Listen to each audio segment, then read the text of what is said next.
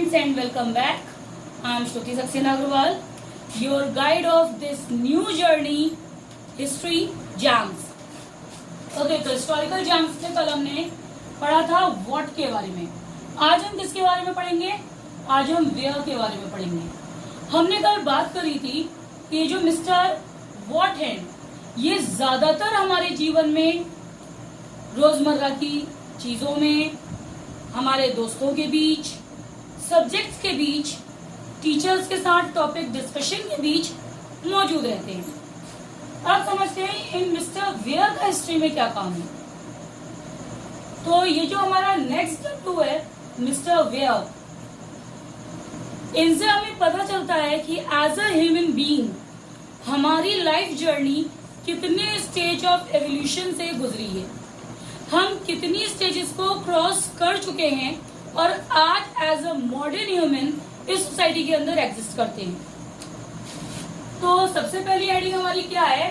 Where people live, लोग कहाँ रहते थे। तो लोग ज्यादातर उन जगहों पे रहना पसंद करते हैं जो ह्यूमन सिविलाइजेशन के लिए कॉम्पिटेबल हो, सर्वाइवल के मैक्सिमम चांसेस रखते हो, या सीधे शब्दों में कह सकते हैं कि जीवन को जीने की जो 3 जरूरतें हैं, हमने जिसके बारे में कल वैसे बात करी थी, फूड, क्लोथ एंड शेल्टर, ये 3 चीजें जहां पूरी हो, ह्यूमन सिविलाइजेशन ज्यादातर वहीं रहना पसंद करती हैं, mostly at the river banks. Mostly human civilisation आपको एट द रिवर बैंक्स मिलती हैं। क्यों?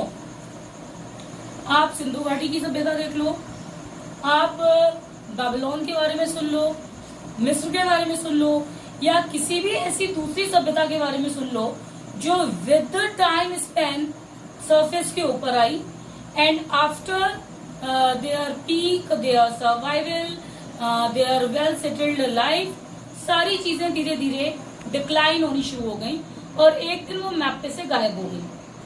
सिंधु घाटी सभ्यता जिसके अवशेष हमें सिंध नदी के आसपास मिले हैं। तो ऐसी सभ्यताएं जो नदी के आसपास पनपी या जिन्होंने अपना जीवन बिताया, इन्होंने नदी को क्यों चुना? सबसे पहली चीज, हम वापस उसी की तरफ जाएंगे, फूड, शेल्टर एंड क्लोथ्स। अब क्लोथ्स का रिलेशन यहाँ नदी से नहीं हो सकता, बट फूड और शेल्टर, इन 2 चीजों का रिलेशन जरूर है। कैसे? हम जब प्री हिस्टोरिक एरा में थे, यानी प्रागैतिहासिक काल में थे, उस समय हम खाना उगाते नहीं थे, जो मिल गया वो खा लेते थे। लेकिन जैसे जैसे हम लोग सेटल्ड कम्युनिटी के रूप में रहना शुरू हुए, मतलब जब हम जंगलों से, गुफाओं से या इंसानों के कहे जा सकने वाले झुंड के बाहर निकले, तो हमने इस चीज को गहराई से समझा कि अब हमारी सबसे पहली जरूरत क्या है? फूड की और दूसरी शेल्टर की। क्योंकि हम ज्यादा लंबे समय तक हंटर या गैदरर्स या हर्डर्स बन के नहीं रह सकते थे। हर्डर्स फिर भी बन सकते थे क्योंकि आज भी हम लोग कैटल पालते हैं। कैटल मतलब आपके गाय, भैंस, भेड़, बकरी, ये एरिया वाइज होता है। जिस एरिया में आप रहते हैं वहाँ जिस जानवर को पालना सबसे आसान है, ज्यादातर हम उसी जानवर को पालते हैं। तो हम हर्डर्स तो फिर भी बन सकते थे, लेकिन हंटर और गैदरर्स बन के हम जीवन ज्यादा नहीं बिता सकते थे। इसलिए हमने रहने का एक ठिकाना ढूंढा जो ज्यादातर नदियों के किनारे है। आपके लाइव इंडियन मैप पर, अगर लाइव इंडियन मैप की हम यहाँ बात करें जो मेरी इस तरफ लगा हुआ है, अगर इसमें हम देखें स्पेशली उत्तर प्रदेश को एक नदी ने क्रॉस किया है, गंगा, जो उत्तर प्रदेश के बहुत सारे इलाकों को क्रॉस करती हुई यहाँ से वहां तक गई है। इसकी स्टार्टिंग गंगोत्री से होती है और इसका एंड होता है गंगा सागर में। ओके, तो ज्यादातर सिविलाइजेशंस के लिए रहने का सबसे बढ़िया स्थान था रिवर बैंक्स, क्योंकि यहाँ पीने के पानी की सबसे ज्यादा जरूरत होती है इंसान को और वो पूरी हो सकती थी।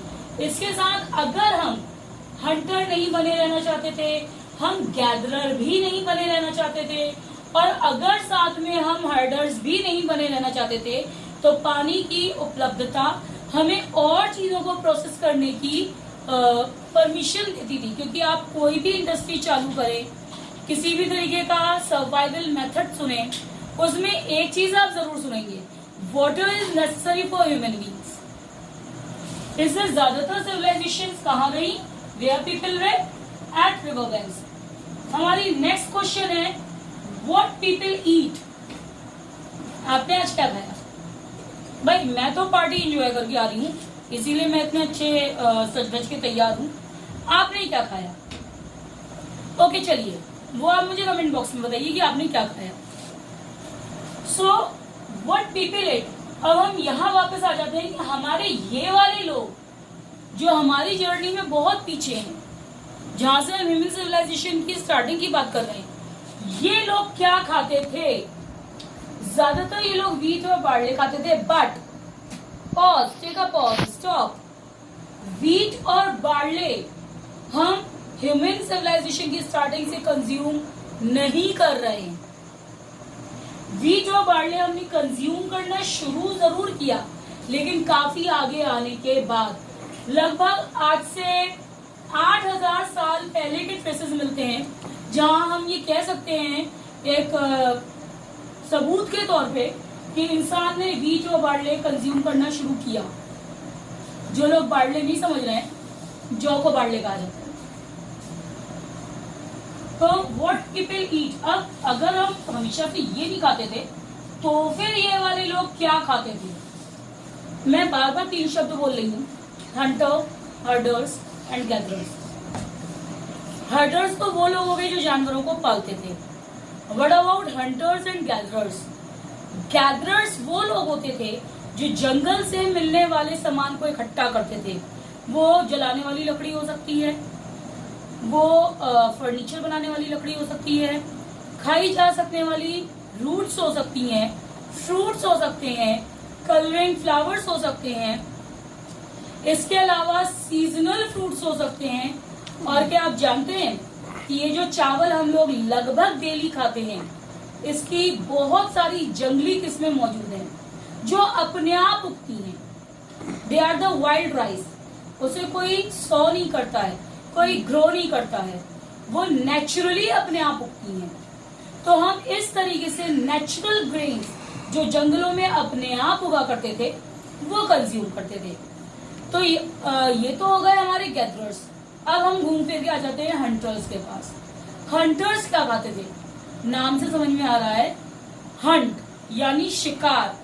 ये लोग ग्रुप में रहा करते थे, शिकार करते थे और उस शिकार को अपने पूरे ग्रुप में इक्वली डिवाइड करते थे। तो व्हाट पीपल ईट, अगर हम 8000 साल से पहले के पीरियड में जाएं तो वहां पे ये लोग कच्चा सामान जो भी उपलब्ध हो जाए, कच्चा रॉ, वो कंज्यूम करते थे। आज से 8000 साल पहले ट्रेसेस मिले हैं कि व्हीट और बार्ले कंज्यूम किया जाना शुरू हुआ। सिंधु घाटी सभ्यता में भी इसके चिन्ह मिलते हैं। वहां पे एक बहुत बड़ा अन्न का भंडार कक्ष मिला है, जिसका फ्लोर ईंटों से बना हुआ है। आप में से किसी ने देखा है कच्ची ईंटों का फ्लोर? नहीं देखा हो तो ये आपका होमवर्क है। Just try to search it on Google. Remember, मैं होमवर्क के बारे में पूछूंगी जरूर। तो उस तरीके के फर्श पे बीच के गैप्स के अंदर व्हीट ग्रेन्स या बार्ले ग्रेन्स हमें मिले हैं, जिससे हम ये बता सकते हैं कि आज से 8000 साल पहले लोग ये खाया करते थे। इससे पुराने ट्रेसेस नहीं हैं। How agricultural develop. अब अगर हमें उगाना नहीं आता था तो आज इंडिया इकोनॉमिक स्ट्रक्चर के अंदर मिक्स इकोनॉमी कैसे बन गया? मिक्स इकोनॉमिक मतलब हम इंडस्ट्रियलाइज्ड भी हैं और हम एग्रीकल्चरल भी हैं, और एग्रीकल्चर हमारी इकोनॉमी का मेन स्टैंड है। बट यहाँ पे हमारा क्वेश्चन है हाउ एग्रीकल्चर डेवलप, क्योंकि अभी हमने यहाँ बात करी कि व्हीट और बार्ले हम उगाते कब थे? 8000 साल पहले। और उससे पहले अगर हम इस वाले टॉपिक पे वापस आए तो इन लोगों को चीजें उगानी नहीं आती थी, मतलब they don't know about the agriculture. तो एग्रीकल्चर इतना डेवलप कैसे हो गया कि वो इकोनॉमी का एक पूरा का पूरा स्तंभ बन गया, जिसके ऊपर इंडिया एग्जिस्ट करता है। इनफैक्ट पैंडेमिक के टाइम में भी इंडिया सर्वाइव कर गया सिर्फ और सिर्फ अपने एग्रीकल्चर की बदौलत। तो ये कैसे हुआ? एग्रीकल्चर के ट्रेसेस मिलते हैं with the sowing of rice. और ये जो एक चीज मैंने यहाँ लिखी है राइस, ये बहुत अजीब सा ग्रेन है। इसलिए नहीं कि ये हम डेली खाते हैं, डेली तो हम वीट भी खाते हैं, लेकिन ये अजीब इसलिए है क्योंकि इसे ग्रो करने का एक पूरा तरीका है। ये अपने आप ग्रो नहीं करता है, आपको पहले इसकी क्यारी बनानी पड़ेगी और उस उगी हुई पौध को पैडी कहा जाता है, और उस पैडी को ले जाके फिर किसी खेत में शिफ्ट करना पड़ेगा, तब आपको क्रॉप मिलेगी। मगर इसको विलिंगली उगाना पड़ेगा। ये वो नहीं है कि जंगली चावल है और अपने आप उग गया। तो हमने एग्रीकल्चर को बेसिकली धीरे धीरे डेवलप किया बाय स्टेप्स। बहुत सिंपल सा एग्जांपल है, गेहूं के कुछ दाने आप जमीन पे यूं ही डाल दीजिए तो क्या होगा कि जहां हमने जमीन पे गेहूं के दाने डाले होंगे, कुछ समय तक अगर उसे पानी और नमी मिलती रहेगी तो वो उग जाएंगे। ज्यादा दूर नहीं जाते हैं, अभी नवरात्र चल रहे हैं, हम सबके घरों में ज्वारे लगाए जाते हैं, हम डेली उसमें थोड़ा थोड़ा पानी डालते हैं और उन ज्वारों में से रूट्स निकल के पौधे निकल आते हैं। तो ये वो ग्रेन्स हो गए वीट की तरह से जो अपने आप उग जाती है। इस तरीके से अपने आप उगने वाले ग्रेन्स की लिस्ट बहुत लंबी है। इन ग्रेन्स के अपने आप नेचुरली उगने के चलते हमें ये समझ में आया कि ग्रेन्स सिर्फ नेचुरली जंगली तरीके से उगने पे ही हमें नहीं मिल सकते हैं, हम इसकी क्रॉपिंग भी कर सकते हैं। विद द टाइम हमने इसे और डेवलप किया और एनहेंस किया, स्टेप्स को और मॉडिफाई किया, और फिर यहाँ तक पहुंचे कि हम चावल उगा पाए। चावल उगाने के ट्रेसेस सबसे पहले मिलते हैं नॉर्थ विंध्यास हिली रीजन में। उससे पहले चावल नहीं उगाए जाते थे। नॉर्थ विंध्यास के हिली रीजन में सबसे पहले ट्रेसेस मिले हैं चावल उगाने के। ऐसे ही कोई इंटरेस्टिंग फैक्ट्स को जानने के लिए अगर आप और मुझे मोटिवेट करना चाहते हैं तो please give me your kind support. आज का टॉपिक था हमारा वेयर के बारे में। ये डिस्कशन अभी पूरा नहीं हुआ है, इस टॉपिक में अभी बहुत कुछ बचा हुआ है। अगले टॉपिक में हम ट्रिब्यूटरीज के बारे में बात करेंगे। अभी के लिए हम यही एंड करते हैं। उम्मीद करती हूँ ये पूरा टॉपिक आपकी समझ में आया होगा। So please like my channel, subscribe my channel and press the bell icon, जिससे मैं दोबारा जब भी वीडियो डालूंगी आपको पता चल जाएगा। तब तक के लिए thank you, tata, bye bye.